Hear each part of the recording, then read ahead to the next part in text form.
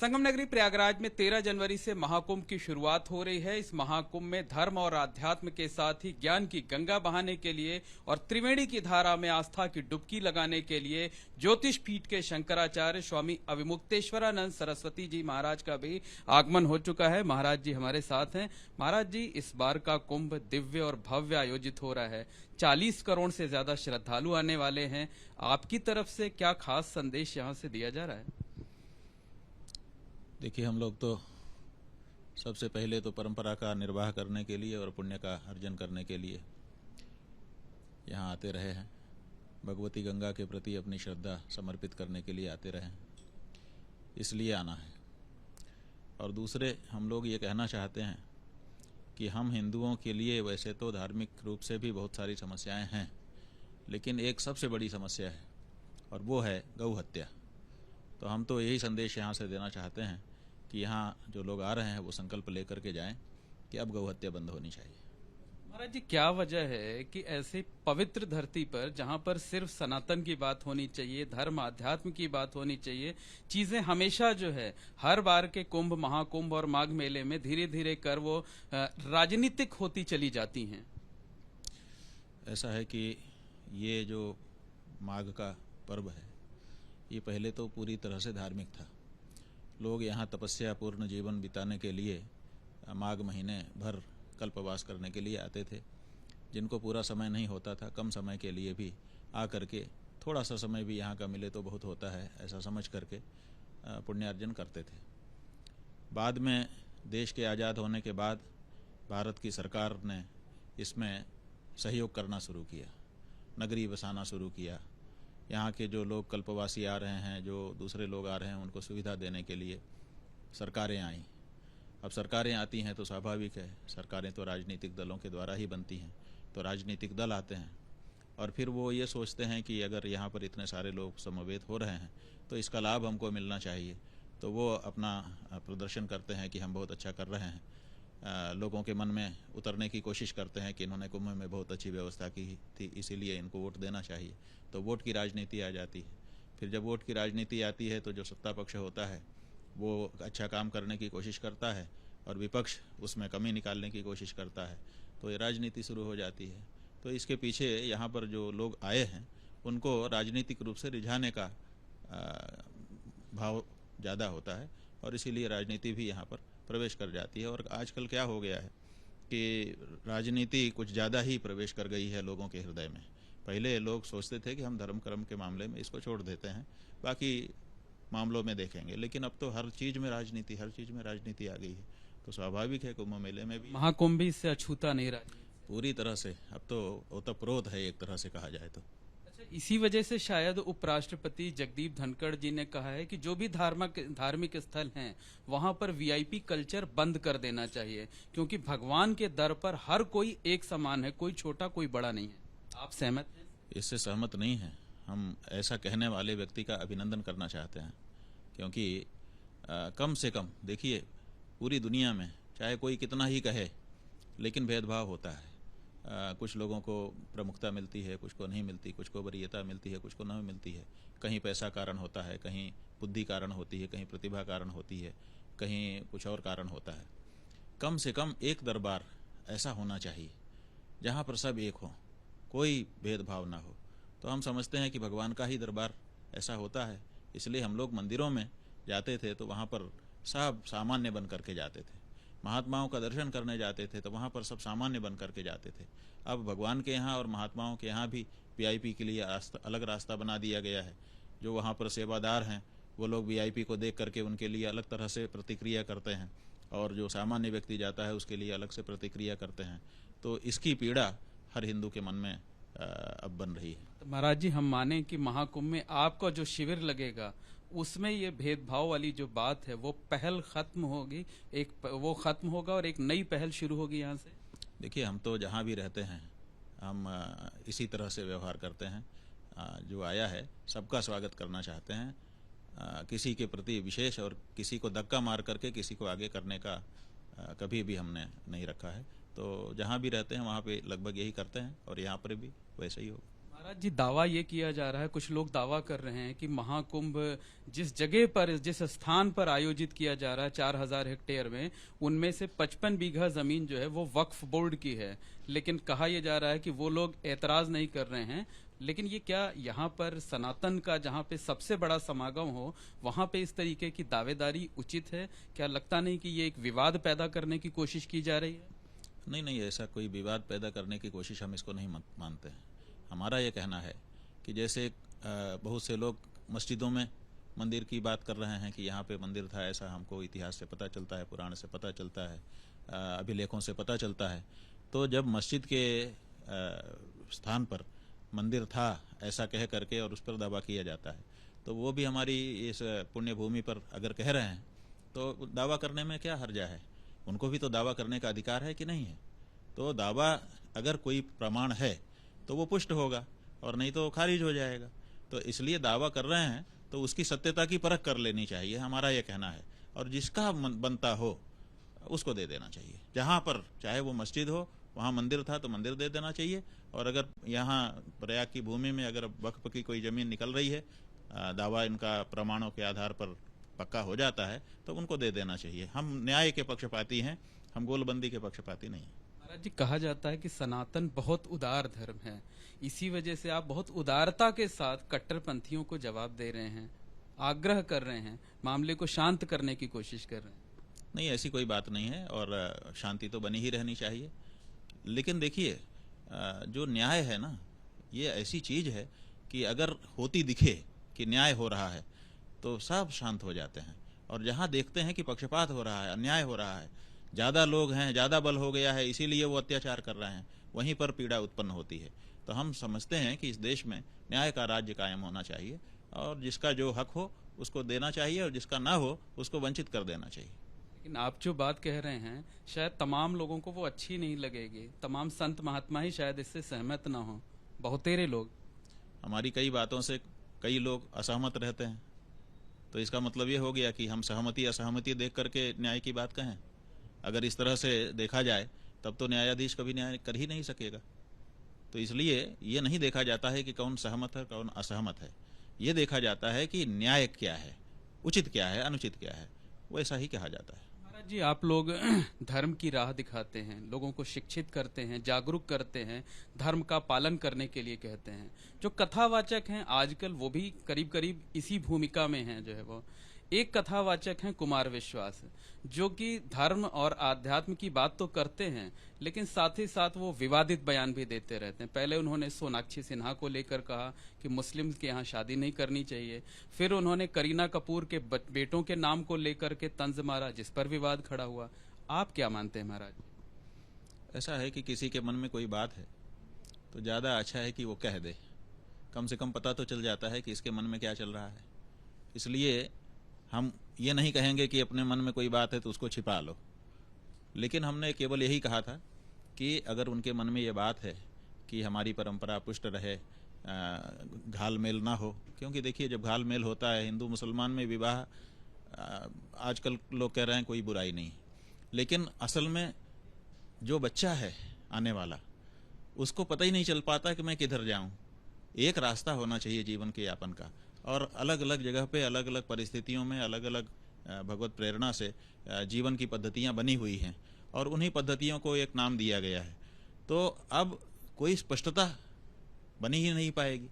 उस स्पष्टता को बनाए रखने के लिए ये हमारे यहाँ परंपरा रही है कि लोग अपने अपने लोगों में ही विवाह आदि करते रहे हैं। तो इस बात के प्रति अगर किसी के मन में कोई बात है तो उसको कहने में कोई हम हर्ज नहीं समझते हैं, लेकिन हम केवल इतना कहना चाहते हैं कि किसी व्यक्ति विशेष का नाम लेकर के जब हम कोई बात कहते हैं तो उसको व्यक्तिगत रूप से वो चुभती है।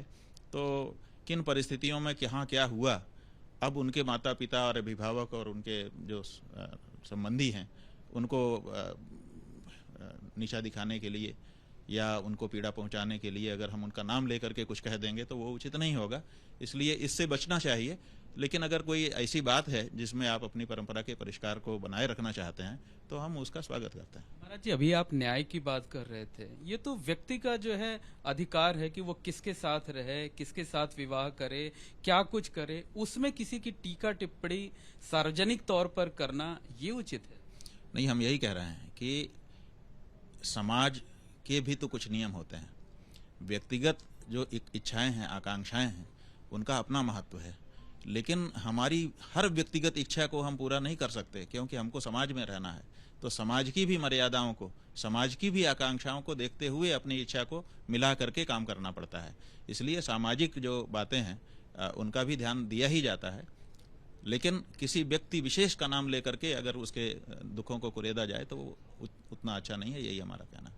तो आपका कहना है कि बातें की जाएं, लेकिन किसी का नाम लेकर ना की जाएं, ताकि उसकी भावनाएं आहत हों। लेकिन आजकल तो व्यक्तिगत भावनाएं बाद में आहत होती हैं, पहले जो पूरी कम्युनिटी होती है वो पूरा अपने आप को उससे रिलेट कर लेती है, जोड़ लेती है। अब बात उठी सोनाक्षी सिन्हा को, तो वो लगा कि मुस्लिम से शादी किया, करीना कपूर ने मुस्लिम से शादी किया, तो वो बात फिर कभी हिंदू, कभी मुस्लिम, कभी कुछ दूसरी होने लगती है। ऐसा है कि कोई हिंदू होगा तो वो चाहेगा कि हमारा पूरा परिवेश हिंदू का रहे, उससे उसको सुविधा होती है जीवन यापन करने में। अगर कोई बीच में एक मुस्लिम आकर के बैठेगा तो उनके तौर तरीके चूंकि अलग हैं हमारे से, माने हिंदुओं से मुस्लिम के तौर तरीके अलग हैं, तो अनइजीनेस आ जाता है। कई चीज़ों में व्यवहार करना सरल नहीं रह जाता, सहज नहीं रह जाता है। इसी तरह से कोई मुस्लिम है, उनका भी अपना एक समाज है, उनके भी अपने स्थापित परंपराएं हैं। अगर उसमें कोई हिंदू जा कर के बैठ जाएगा तो उनको भी असहज महसूस हो जाता है। तो ये जो असहजता है, इसी के कारण लोग इस तरह की प्रतिक्रिया कर देते हैं। तो हम इसीलिए कह रहे हैं कि अगर कोई ऐसा आग्रह रखता है कि हम अपने वातावरण में रहेंगे, परस्पर सांकर्य नहीं करेंगे, तो उसका स्वागत किया जाना चाहिए। हम उसके विरोधी नहीं हैं, लेकिन जब आप किसी व्यक्ति विशेष को कह करके करते हो तो इसका मतलब है कि आप किसी को चोट पहुंचाना चाहते हो। और दूसरी बात यह है कि पूरी कम्युनिटी कहीं ना कहीं तो जुड़ी ही रहती है, तो इसलिए उनके मन में भी बात तो आ जाती है। ये चीजें प्रचार पाने के लिए नहीं कही जाती महाराज, आप मानते हैं? नहीं, प्रचार पाना नहीं, इसमें प्रचार पाने की इच्छा नहीं है। देखिए, कुमार विश्वास की बात आप कर रहे हैं, उसी संदर्भ में ये बात हो रही है। कुमार विश्वास को प्रचार की अब जरूरत नहीं है, उनका नाम स्थापित हो चुका है, बहुत अच्छे से स्थापित हो चुका है। तो इसका मतलब है कि प्रचार के लिए तो नहीं बोल रहा है वो व्यक्ति। तब फिर सोचना होगा कि किस लिए बोल रहा है। इसका मतलब है कि कोई ऐसी परिस्थिति है जिसमें वो अमुक लोगों के साथ अपने आप को खड़ा दिखाना चाहता है, और वो क्यों है वो आप समझ सकते हैं। तो वो राजनीति का मामला हो सकता है, माने अनुमान है हमारा। तो वो अमुक लोगों के साथ अपने आप को खड़ा दिखाने के लिए उस तरह के वाक्य बोल रहे हैं जिससे अमुक लोग हमको अपने में अंगीकार करें, और बाद में फिर उसका जो भी होना हो। तो ये आकांक्षा है, इसमें प्रसिद्धि की आकांक्षा नहीं है, इसमें कोई राजनीति की आकांक्षा हो सकती है। बिल्कुल महाराज जी, एक बात ये उठी कि महाकुंभ में सनातनियों का सबसे बड़ा समागम होगा। कई संत महात्मा कह रहे हैं कि हम अपने अपने शिविर में दूसरे धर्म के लोगों की घर वापसी कराएंगे, उनको सनातन धर्म में वापस ले आएंगे, क्योंकि सभी के पूर्वज जो है वो कभी ना कभी भारत में रहने वाले जो है वो सनातनी ही थे। ऐसा है कि हम किसी को नहीं ला सकते, हम किसी को यह नहीं कहेंगे कि तुम घर वापस आ जाओ। वो चला गया, वो तो आपके घर में ही था ना, आप ही कह रहे हो कि हमारे ही घर में था। वो गया क्यों? पहले तो इस पे विचार करना पड़ेगा। तो आपकी कोई गड़बड़ी थी या उसकी कोई गड़बड़ी थी, ये तो सब विश्लेषण का विषय हो गया ना। किसी कारण से वो गया, अब वो जा चुका है। अब जब तक वो स्वयं नहीं सोचता है कि अरे हम तो गलत चले आए, हमें तो अपनी वापस अपने घर में ही जाना चाहिए, तब तक दूसरे किसी का कोई रोल नहीं है। जब उस व्यक्ति के मन में ये बात आ जाए कि मैं गलत रास्ते पे चला आया, भटक रहा हूँ, मुझे जो चाहिए था वो उपलब्ध नहीं हुआ, मुझे वापस अपने घर जाना चाहिए, और वो आए और आ करके वो अनुरोध करे कि कृपया मुझे अपने घर में वापस लीजिए, मैं पछता रहा हूँ, तब विचार किया जा सकता है। उसके पहले क्या विचार किया जाएगा? महाराज जी, आजकल एक पूरे देश में पिछले कुछ सालों से है कि मस्जिदों के नीचे लगातार मंदिर खोजे जा रहे हैं। संभल में हुआ, अजमेर में हुआ, मुरादाबाद, अलीगढ़, तकरीबन हर शहर में ऐसा हो रहा है। संघ प्रमुख मोहन भागवत जी ने कहा कि ये परंपरा गलत है। प्रधानमंत्री नरेंद्र मोदी ने महाकुंभ का जिक्र करते हुए मन की बात में कहा कि हमें यहाँ से संदेश देना है कि पूरा समाज एक है, पूरा देश एक है। होना क्या चाहिए? पूरा अगर एक है तो फिर हर मस्जिद के नीचे मंदिर खोजा जाना चाहिए, अपनी चीजों को जिस पर कब्जा किया गया है वापस लेना चाहिए, या कि फिर इन लोगों की बात को मानना चाहिए? देखिए, ये जो देश है भारत अपना, इस देश में हिंदू भी हैं, मुसलमान भी हैं। अब बीच में स्वतंत्रता का आंदोलन चला कि हमारे ऊपर अंग्रेज आ गए हैं, इनको हटाना है क्योंकि ये हमारी संस्कृति में हस्तक्षेप कर रहे हैं। अगर ये रहेंगे तो हम अपनी संस्कृति से वंचित हो जाएंगे, इसलिए इनको हटाओ। गौ हत्या विशेष करके होने लग गई थी, तो इसके लिए लोग पीड़ित हुए कि ये नहीं होना चाहिए। तो आंदोलन चला, 90 साल तक चला, 3 लाख से ज़्यादा लोग उसमें बलिदान को प्राप्त हो गए। फिर अंग्रेजों को हटा दिया गया। ये हुआ कि अब हम लोग रहेंगे। उस समय जो मुसलमान हैं उन्होंने कहा कि हम आपके साथ नहीं रह सकते। आज़ादी तो ठीक है, अंग्रेजों को भगाने में हम आपके साथ थे, लेकिन अब हम आज़ाद होने के बाद अपने ढंग से रहना चाहते हैं, आपके साथ हम नहीं रह सकते। बहुत सारे हिंदुओं ने, इतिहास है, मनाया कि नहीं नहीं ऐसा नहीं, हम साथ रहेंगे, कुछ न कुछ समझ बूझ लेते हैं। लेकिन अंततः जो उनके नेता थे जिन्ना साहब, वो नहीं माने और उन्होंने कहा नहीं, हमें तो किसी हालत में अपनी भूमि चाहिए और हम आपके साथ नहीं रह सकते। तो फिर पाकिस्तान नाम से देश को बांट दिया गया। जब पाकिस्तान नाम से देश बंट गया तो स्वाभाविक है कि वो मुसलमानों के लिए बनाया गया था, तो मुसलमानों को वहाँ चले जाना चाहिए था। लेकिन मुसलमान वहाँ भी चले गए, अपना बंटवारा भी कर लिया और अभी यहाँ भी रह रहे हैं। तो हमारा ये कहना है कि या तो बंटवारा कैंसिल करना चाहिए, साथ रहना है तो, और या तो फिर अपनी जगह पे जाना चाहिए। माने अपने अपने इलाके में हिंदू हिंदू में रहे, मुसलमान मुसलमान में रहे। और अगर सबको साथ रहना है तो बंटवारा कैंसिल कर लेना चाहिए। एक प्रस्ताव लाया जाए कि भाई कैंसिल करो, जो था भारत भारत रहेगा और हम लोग तो मिलजुल के रहेंगे।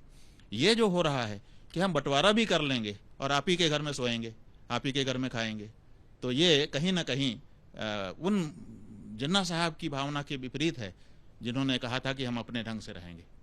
ये हमारा कहना है। भारत में रहने वाला हर मुसलमान तो जो है वो अपनी सरजमी को नमन करता है, भारत भूमि को नमन करता है, उससे प्यार करता है, उसके लिए लड़ने मरने को तैयार रहता है। डॉक्टर कलाम जैसे विद्वान भी हुए हैं, वो क्यों चाहेगा कि जो है हम अलग हों? देखिए, डॉक्टर कलाम एक अपवाद हैं। जो सच्चाई है वो ये है, हमने भी और आपने भी देखा है कि बचपन से देखा है कि जब भारत पाकिस्तान का मैच होता था तो भारत जीतता था तो हिंदू मोहल्लों में खुशी मनाई जाती थी, और जब पाकिस्तान जीतता था तो मुस्लिम मोहल्लों में खुशी मनाई जाती थी। महाराज जी, ये सिर्फ अपवाद हो सकता है, ये सिर्फ अपवाद हो सकता है, ये सिर्फ अपवाद हो सकता है। कुछ एक लोग 2 लोग हो सकते हैं गलत महाराज जी। अच्छा, दूसरी बात ये है कि जब पाकिस्तान बट गया तो वो धर्म के आधार पर बटा कि हम यहाँ मुसलमान रहेंगे, तो मुसलमानों को क्यों नहीं वहाँ चले जाना चाहिए? ये हमारा सवाल है। हम मुसलमानों से द्वेष नहीं करते हैं, हम केवल बात की बात कर रहे हैं कि जब तुमने अपनी ज़मीन बांट ली, हम 2 भाई थे, जब हमारी अलगौजी हो गई, अलग अलग हम लोग हो गए, तो अपने अपने में अपने को रहना चाहिए। तो जब तुमने धर्म के आधार पर पाकिस्तान बांट लिया तो पाकिस्तान क्यों नहीं जाते हो? हमारा ये कहना है। और अगर रहना है तो कैंसिल करो बॉर्डर, क्यों बॉर्डर बना के रखे हो? हम यही तो कह रहे हैं, आप क्या कह रहे हैं? आपकी कृपा तो सब पर रहती है, आप तो सबसे बहुत। हमारी कृपा है, लेकिन जो न्याय की बात है, ये न्याय की बात है कि जब तुमने बांट लिया तो तुम अपने में जाओ, और नहीं बांटते हो तो बंटवारा कैंसिल करो। हम तो कह रहे हैं, हम तो साथ रहने को तैयार, हमें कोई दिक्कत नहीं है, किसी मुसलमान से हमें कोई दिक्कत नहीं है। जो आतंकवाद की राह पर चले गए छिटपुट, उनकी बात अलग है। जो गलत रास्ते पे चले गए वो तो हिंदुओं में भी चले जाते हैं, किसी में भी जा सकते हैं।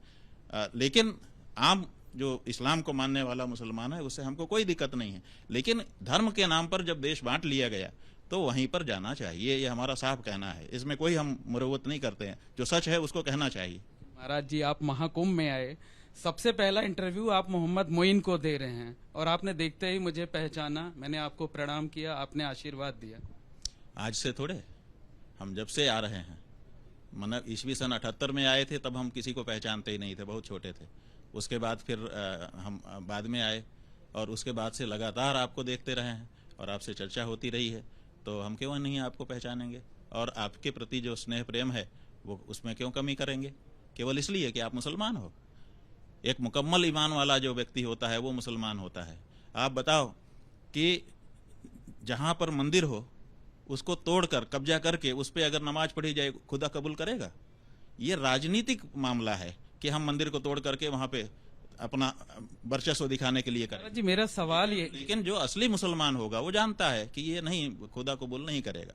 तो जो इस्लाम के आधार पर चलने वाले मुसलमान हैं उनसे हमें कोई दिक्कत नहीं है। जो राजनीतिक रूप से अपना वर्चस्व स्थापित करने की कोशिश, और विशेष करके हिंदुओं पर वर्चस्व स्थापित करने की कोशिश कर रहे हैं, उनके प्रति तो हम भी स्वाभाविक है कि जैसा उनका भाव है हम भी अपना रखेंगे। जी सवाल वही है कि क्या किया जाए, मंदिरों की खोज जारी रखनी चाहिए या भागवत जी और प्रधानमंत्री मोदी की बातों को मान लेना चाहिए? भागवत जी और प्रधानमंत्री मोदी जी जो है सुविधा की राजनीति कर रहे हैं। जब अयोध्या का प्रकरण चल रहा था, यही लोग पूरे देश में आग लगा रहे थे कि नहीं लगा रहे थे? बांध करके वो निकले हुए थे कि अब मर जाएंगे, मार जाएंगे, जो कुछ करना होगा कर जाएंगे, लेकिन ये नहीं हो सकता है। उस समय क्यों खोज रहे थे? उस समय तो कह रहे थे कि नहीं, मस्जिद में मंदिर चाहिए। अब उस समय चूंकि सत्ता नहीं थी, तो सत्ता नहीं थी तब इनको मंदिर के अंदर, मस्जिद के अंदर मंदिर चाहिए था, और अब सत्ता आ गई इसलिए अब ये नहीं चाहिए। तो ये नहीं, हमारा ये कहना है कि अगर तब हमको चाहिए था तो अभी भी हमको चाहिए, अन्यथा तभी हमको नहीं चाहिए था। तो हमारा ये कहना है कि ये जो मामला है कि ये मस्जिद मंदिर को तोड़ करके बनाई गई है, ऐसा जो प्रचार किया जाता है, इससे हिंदुओं को भी कष्ट है और मुसलमानों को भी कष्ट है।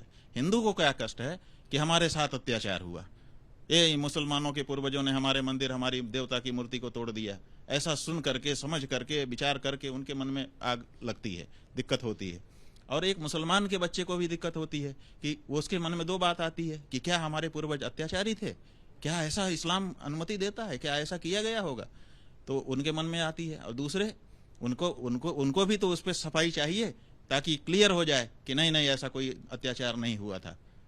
तो ऐसी परिस्थिति में ये जरूरी है हमारे लिए भी, उनके लिए भी, कि अगर कहीं के बारे में बात उठाई गई है तो उसकी गवाही साखी लेके साफ कर लेना चाहिए। जी इसको अगर आप बचा के रखेंगे तो ये तो ऐसे सुलगता रहेगा। महाराज जी आपके पास समय की कमी है, जल्दी जल्दी दो और बातों पर आपसे आशीर्वाद ले लेते हैं। एक तो सनातन बोर्ड के गठन की मांग लगातार पुरजोर तरीके से उठाई जा रही है। महाकुंभ में भी अखिल भारतीय अखाड़ा परिषद ने 27 जनवरी को धर्म संसद बुलाई हुई है जो है। आप क्या सोचते हैं कि सनातन बोर्ड कितना जरूरी है और किस तरीके से, किस रास्ते से बन सकता है, इसका गठन हो सकता है? देखिए, सनातन बोर्ड की बात जब वक्फ बोर्ड की बात चली तब उठी है। पहले तो ये समझिए पृष्ठभूमि क्या है इसकी, पहले नहीं उठ रही थी। फिर वक्फ बोर्ड के बारे में जब बिल लाया जाने लगा संसद में, उसके बाद से सनातन बोर्ड की बात उठ गई। वक्फ बोर्ड बना हुआ है, उसके बावजूद मुसलमानों ने मुस्लिम पर्सनल लॉ बोर्ड बना के रखा है। क्यों बनाया है? जो वक्फ बोर्ड है उसके होते हुए भी मुसलमानों ने पर्सनल लॉ बोर्ड बना के रखा है।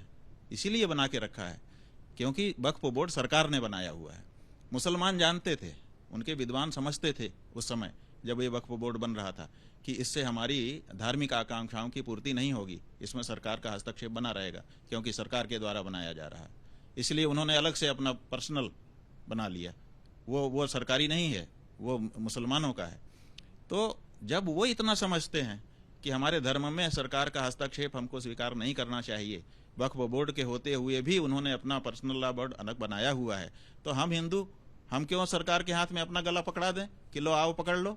आज हमारे जितने बड़े मंदिर हैं सब पे सरकार बैठ गई है, और सरकार क्या कर रही है, हमारे जो धन का जो व्यय होना चाहिए, जो भगवान का धन है, उसका भगवान के लिए कहाँ उपयोग हो पा रहा है। हमारे कितने मंदिर टूटे फूटे पड़े हैं और हजारों करोड़ रुपए हमारे मंदिर के बैंकों में सड़ रहे हैं और दूसरे कामों में लगाए जा रहे हैं। तो इसका मतलब है कि उस पैसे से मंदिरों का जीर्णोद्धार होना चाहिए था ना, हमारी गौशालाएं बननी चाहिए थी, हमारी पाठशालाएं बननी चाहिए थी, उसमें तो उसका विनियोग हो ही नहीं रहा है। तो इसलिए हमारा यह कहना है कि सनातन बोर्ड का विचार कोई खराब विचार नहीं है, होना ही चाहिए। इतने सारे मंदिर हैं, इतनी सारी व्यवस्था है, उसके लिए कोई केंद्रीय व्यवस्था बने, इसमें क्या खराबी है। लेकिन वो सरकार के द्वारा नहीं बनना चाहिए, वो धर्माचार्यों के द्वारा बनना चाहिए और धर्माचार्यों के द्वारा ही संचालित होना चाहिए। अगर ऐसा होता है तब तो स्वीकार है, और नहीं तो उसको कोई स्वीकार करने का कोई मतलब नहीं है। 27 जनवरी को जो अखिल भारतीय अखाड़ा परिषद ने धर्म संसद बुलाई है, आप उसमें शामिल होंगे या उसका समर्थन करेंगे? अभी तक तो हमसे किसी ने कहा भी नहीं है। कहने पर ही हम इस बारे में विचार कर सकते हैं कि क्या करना चाहिए। जब कहा ही नहीं है, प्राप्तो सत्याम निषेधा, अगर मना भी करना होगा तो कोई कहेगा तभी मना कर सकते हैं, उसके पहले मना भी तो नहीं कर सकते और जा भी नहीं सकते बिना बुलाए। तो ऐसी परिस्थिति में उस बारे में हमसे कोई चर्चा किसी ने की नहीं। महाराज जी, जब महाकुंभ की शुरुआत हुई तभी से ये लगातार आवाज उठाई कि यहाँ पर मुसलमानों का और दूसरे जो गैर सनातनी हैं उनका प्रवेश वर्जित कर दिया जाए, उन्हें दुकान लगाने की अनुमति ना दी जाए। ऐसा लगता नहीं कि जो दूसरे लोग हैं, धर्मों के लोग, वो आते, हमारी जो संस्कृति है, सनातनी संस्कृति है, उसको देखते तो शायद प्रभावित होते और घर वापसी का भी विचार कर सकते थे? देखिए, बात यह है कि ये मांग क्यों उठाई गई, इसको समझना पड़ेगा। इधर पिछले 2-3 वर्षों में सोशल मीडिया में कुछ ऐसे दृश्य आम हो गए जिनमें मुस्लिम समुदाय के लोगों के द्वारा भोजन की सामग्री में थूकने का या और किसी तरह से उसको अपवित्र करने का दृश्य दिखाई है। तो इस दृश्य से पूरा हिंदू समाज हिल गया। देखिए, अधिकतर कैटरिंग वाले और ये सब तो मुसलमान लोग आते थे, सब लोग उनको ऑर्डर करके बुलाते थे, ऐसा नहीं था कि नहीं था, ऐसा समरसता एक चल गई थी। लेकिन जब से ये दृश्य आए और इन दृश्यों से एक समाज में बड़ा अलग तरह का संदेश गया, लोगों को बहुत मन में धक्का लगा और साथ ही मद्रास के एक हाई कोर्ट में एक एफिडेविट जमा किया गया मुस्लिम समुदाय की ओर से। उन्होंने कहा कि उसमें थूक देना भोजन में वो हमारे लिए सुन्नत है, तभी वो हमारे लिए पवित्र होता है जब उसमें कोई मुसलमान थूक दे, उसके अलावा पवित्र ही नहीं होता है। तो जब एफिडेविट पर यह कह दिया तो उसके बाद से हिंदू समुदाय बहुत आहत महसूस कर रहा था। तो इसलिए उनको ये कहना पड़ा कि हम यहाँ पवित्रता से जीवन जीने के लिए आ रहे हैं, इसलिए यहाँ पर इस तरह की चीज़ नहीं होनी चाहिए। इसी अर्थ में इसको लिया जाना चाहिए। आप मानते हैं ऐसे बयानों का समर्थन? भाई, जब एफिडेविट पर वो कह रहे हैं मुस्लिम लोग कि हम जब तक थूकेंगे नहीं हमारे लिए सुन्नत नहीं होगी, तो ऐसी परिस्थिति में हमारे भोजन छाजन की चीज़ों में उनको क्यों हम मौका दें? जहाँ पर हमको शंका हो गई कि ये हमारा भोजन पवित्र कर सकते हैं, माने उनके लिए पवित्र हो गया, हमारे लिए अपवित्र होता है, तो हम अपने। महाराज जी, कोई व्यक्ति गलत हो सकता है, कुछ व्यक्तियों के आधार पर पूरे समूह को के बारे में एक धारणा बना लेना, क्या ये उचित? नहीं, देखिए, धारणा हम नहीं बनाते हैं, बनती है धारणा, अपने आप बनती है। पानी टपकता रहता है, वो अपने आप काई जमने लग जाती है। ऐसा हुआ कि जब इस तरह के कोई दृश्य आए तो हम लोगों को अगर सुनाई देता कि किसी मुल्ला ने, मौलवी ने, किसी धार्मिक मुसलमान ने इसका विरोध किया, विरोध करके उसको कहा कि ये गलत है, ऐसा तुमने क्यों किया, तुम हिंदुओं की पार्टी में गए थे, वहाँ पर तुमने ये क्यों किया, तुमको हम धर्म से बहिष्कृत क्यों ना कर दें, कारण बताओ। कुछ तो कड़ाई करता, लेकिन किसी धार्मिक संस्थान के द्वारा मुसलमानों के ऐसी कोई कड़ाई उन लोगों के ऊपर नहीं की गई। और बल्कि वहाँ पर जो प्रश्न एक आया था, उस प्रश्न में उन्होंने एफिडेविट दे दिया कि हमारे लिए तो ये सुन्नत है। तो ऐसी परिस्थिति में हम लोगों को धारणा को और बल मिला और इसीलिए हम उससे बचना चाहते हैं, अपनी पवित्रता को बचाए रखना चाहते हैं। महाराज जी, एक अंतिम प्रश्न ये है, संक्षेप में जानना चाहेंगे कि महाकुंभ की धरती से शंकराचार्य अवमिक्तेश्वरानंद सरस्वती जी महाराज क्या बड़ा संदेश जो है वो देने जा रहे हैं? देखिए, हम संदेश तो क्या बड़ा दें, कोई सुनने को तैयार हो, लेकिन अपनी तरफ से तो कहना ही पड़ता है। हम देख रहे हैं कि हम हिंदुओं के लिए सबसे महत्वपूर्ण गाय है। हमारे यहाँ देवता की भी महत्ता है, बुजुर्गों की भी है, गुरुओं की भी है, सबकी महत्ता है। लेकिन जब हमारे घर में रोटी बनती है तो पहली रोटी गाय की हम लोग निकालते हैं, चाहे कहीं उत्तर दक्षिण पूर्व पश्चिम कहीं का हिंदू हो। इसका मतलब है कि हमारी प्रैक्टिस में यह बात है जिससे निरूपित होता है कि गाय हमारे लिए सर्वप्रथम है, गाय से पहले कोई नहीं, भगवान भी नहीं। वो 33 करोड़ देवताओं का निवास स्थान भी है, माँ भी है और भी बहुत सारा महात्म्य भरा पड़ा है। ऐसी गाय की रक्षा करने के लिए हमने आवाज़ उठाई हुई है, आज़ादी के पहले से उठाई हुई है, बल्कि हमने अंग्रेजों को भगाया ही इसलिए कि वो लोग गौ हत्या को बढ़ावा दे रहे थे। तो ऐसी परिस्थिति में आज़ादी के 78 साल बीत जाने के बाद भी अभी भी गौ हत्या हो रही है, और ख़ास करके तब जब हिंदूवादी पार्टियां सरकार में आ चुकी हैं, उसके बाद भी गौ हत्या पे को बढ़ावा मिल रहा है। रुकना तो दूर, उस पर ब्रेक नहीं लग रहा है, पूरी तरह से ब्रेक लग जाना चाहिए, कड़ाई से बंद हो जाना चाहिए। ऐसा ना हो करके कुछ कमी भी नहीं आ रही है, बल्कि उसका ग्राफ ऊपर होता चला जा रहा है। गौ मांस का निर्यात बढ़ गया है, गौ हत्या बढ़ गई है, गाय की संख्या में कमी आने लग गई है। तो ये सब दृश्य देखने के बाद हमने ये तय किया है कि अब पहला काम हिंदू समाज को बना लेना चाहिए कि हम गौ हत्या को बंद कराएं और गाय को पशु की श्रेणी में जो सरकारों ने डाल दिया है उनको माता के रूप में पुनः प्रतिष्ठा प्रदान करवाएं। तो ये हम संकल्प कराना चाहेंगे सभी जो आ रहे हैं यहाँ पर पुण्यार्जन के लिए कि भैया तुम गाय यहाँ आते हो, नहा के गौदान करते हो या गाय के लिए दान करते हो, लेकिन तुम्हारा गौदान बेकार है जब तक गाय को वो सम्मान नहीं है और उसके प्राण की रक्षा नहीं है। इसलिए गौदान मत करो, गऊ को प्राण दान करो, प्रतिष्ठा दान करो, ये हम कहना चाहते हैं। और संकल्प लो कि उसी पार्टी और प्रत्याशी को अब वोट दोगे हिंदू होने के नाते जो घोषणा करे साफ साफ कि हम यही काम पहला करेंगे कि गौ हत्या रोक देंगे। बहुत बहुत धन्यवाद शंकराचार्य जी महाराज। तो महाराज जी ने तमाम मुद्दों पर बेबाकी से अपनी बात रखी, समाज को एक दिशा क्या देनी है, महाकुंभ से संदेश क्या जाना है, और जिस तरीके से महाकुंभ की धर्म आध्यात्म की नगरी से राजनीति की तमाम बातें होती हैं, उन सभी मुद्दों पर बेबाकी से अपनी बात रखी है। कैमरामैन राजेश कुमार के साथ Mohammed Moin, ABP News, Mahakumbh Nagar, Prayagraj. For exclusive and insightful videos, subscribe to our new channel ABP Live Premium.